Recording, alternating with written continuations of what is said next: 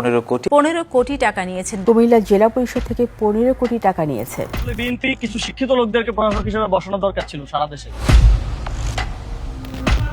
জেলা পরিষদ থেকে মুরাদনগরে যে আসিফ মাহমুদ ছিল একটা, ও 15 কোটি টাকা নিয়ে গেছে। অথবা তাদের একটা ট্রেনিং এর ব্যবস্থা করা দরকার ছিল, কোনটা রাজস্ব খাত, কোনটা বিশেষ বরাদ্দ খাত।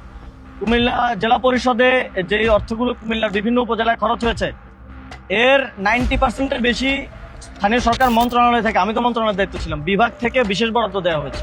ঠিক, তো এই বিশেষ বরাদ্দ খাত আর রাজস্ব খাত তো এক না। এটা যদি ওনারা গোলায় ফেলেন তাহলে ওনাদের ওইখানে বসার আসলে কোনো যোগ্যতাই নেই।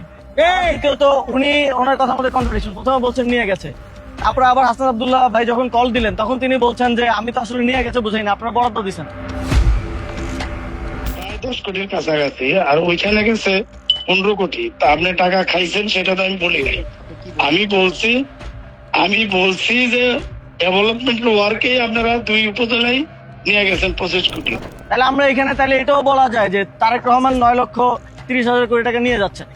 এটা তো বাজেট নির্ধারণ করা হচ্ছে, এটাকে তো মানে এত মূর্খ লোকজনের সাথে আমাদের এসে এখন রাজনীতি করতে হবে, এটা খুবই দুঃখজনক আমাদের জন্য। এবং এই ধরনের জিনিস নিয়ে আমাদেরকে ব্যস্ত থাকতে হচ্ছে, এই ধরনের জিনিস নিয়ে বারবার জবাব দিতে হচ্ছে।